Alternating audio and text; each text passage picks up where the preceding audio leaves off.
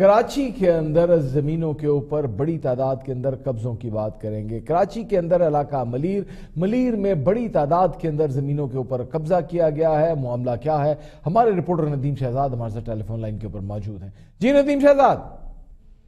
जी राय साहब, कराची के अंदर देखा जाए तो कब्जा माफिया और बिल्डर माफिया मुबैना जो है जमीनों पर कब्जे के केसेस हजारा सामने है। लेकिन इस वक्त भी देखा जाए तो नैब हुकाम की जानिब से बोर्ड ऑफ रेवेन्यू अफसरान ने कंटोनमेंट मलीर और अतराफ की जमीनों को जल्दसाजी से अलाट किया और 20,000 से ज्यादा अपार्टमेंट्स और मकानात के मंसूबे हैं जिन पर सिंध बिल्डिंग कंट्रोल अथॉरिटी जो SBCA की जानिब से तामीरात की इजाजत दी गई थी।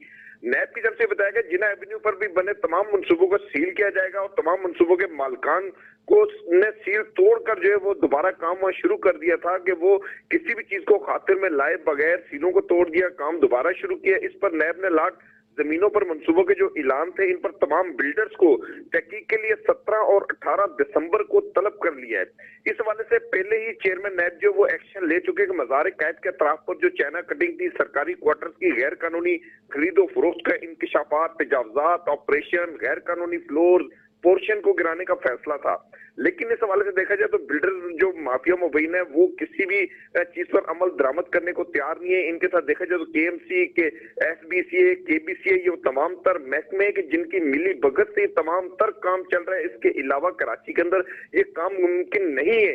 इस वजह से सहमा बिल्डर से बहुत बहुत शुक्रिया नदीम शहजाद आपका। अब्बास खदर साहब, जो सरकारी मुलाजमीन है, सरकारी डिपार्टमेंट है, उनकी मिली भगत के बगैर कब्जे मुमकिन नहीं है। आपने उन लोगों को गिरफ्तार कर लिया जिन लोगों ने कब्जे करवाए, जिन लोगों ने जाली अपॉइंटमेंट्स करवाई, ओके फाइन।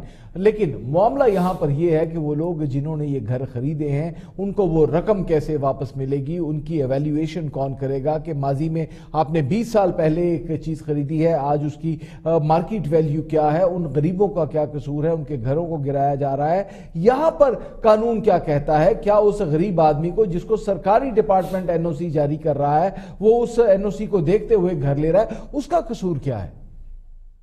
राय साहब, जिस रियासत में रियासत इस बात का जवाब ना दे सके कि उसके अपने ही एम्प्लॉयड लोगों की तरफ से किया गया कोई कानूनी काम या गैर कानूनी काम को कानूनी बना के कर दिया गया हो और उसके अंदर जो बोनाफाइडी होते हैं वो बोनाफाइडी परचेजर या उस अगली उसकी जो रिसीवर होते हैं बोनाफाइडी, अगर साबित भी हो जाए कि उनके एम्प्लॉयर ने, उनके जो मुलाजमीन ने, उनके ऑफिसर्स ने किसी तरह से कोई वायलेशन की है लॉ की और जो नेक्स्ट कॉर्नर पे दूसरा बंदा है उसकी उसमें इन्वॉल्वमेंट नहीं है, तो ऐसे हालात के अंदर स्टेट क्या करती है कि अपनी अथॉरिटी यूज़ करती है और वो जो बोनाफाइडी परचेजर है या रिसीवर है उसको डायरेक्ट लॉस पहुंचा देती है। कानून इसको प्रोटेक्ट करता है।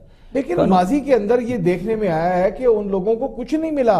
कराची के अंदर जिन लोगों के पथारे थे, जिन लोगों ने अपने ठेले लगा रखे थे, उन लोगों ने पैसे दिए हुए थे कॉर्पोरेशंस को, उनको पर्चियां दी गई थी, उनको अलॉटमेंट लेटर्स दिए गए थे। लेकिन नैब आया, उसने सब कुछ गिरा दिया, तहो बाला करके रख दिया और उन लोगों के घरों के अंदर आज भी फाके हैं। देखिए, ये जो NAB है ना जी, नैब का मेरा ज़ाती नुक्ता नज़र है कि नैब ने एंटी करप्शन के सारे इख्तियारात अपने पास ले लिए।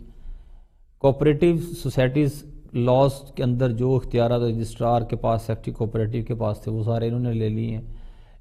इनके ऊपर कोई इस हवाले से कदगन ही नहीं है कि आपने जो दूसरे इदारे देखे, अगर एक इदारा बैठा हुआ है अपने सर्टन काम करने के लिए तो उस इदारे के मामलात के अंदर जाके उसमें आप उनको पकड़ते हैं, पकड़ने के बाद उनको आप जेल में हवालात में लाते हैं और रिमांड पेश करते हैं।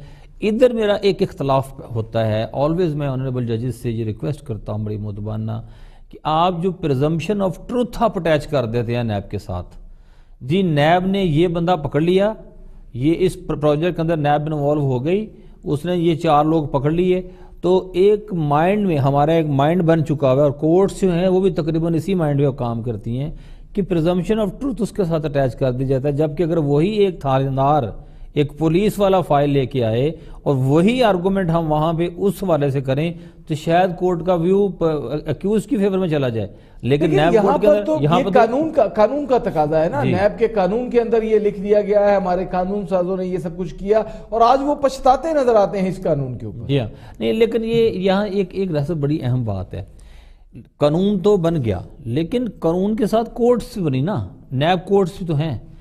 اب اگر ایک قانون نیب کی اتھارٹیز, ایگزیکٹو اتھارٹی جو ہے ایک چیز کر رہی ہے, تو میرا تو یہ مشاہدہ ہے, میں کوئی ایلیگیشن نہیں لگا رہا, جو نیب کورٹس ہیں وہ تقریباً وہی کچھ کر رہی ہوتی ہیں جو کہ نیب کی پراسیکیوشن کر رہی ہوتی ہے, اسی کو فیور دی جا رہے ہوتے ہیں. اب آپ دیکھیں کہ ریمانڈ 90 ڈیز تک بھی لوگوں کے پورے کرتے ہیں, 90 دن کا ریمانڈ پورا کروا دیتے ہیں, کرنا ہے. اب کورٹ جو بیٹھی ہوئی وہاں, جس کو ہم بطور اگر ایک ڈیفنس کونسل ہم کھڑے ہو گئے جب عدالتوں میں یہ آنریبل کورٹ کو بتا رہے ہوتے ہیں کہ آج اس کا 45واں دن روز ہے اور نیب نے جتنے ڈاکومنٹس پہلے اکٹھے کیے تھے اس کے علاوہ ایک بھی اور اکٹھا نہیں ہوا, تو 15 منٹ کے ویٹ کے بعد آرڈر آتا ہے 14 دن کا مزید ریمانڈ.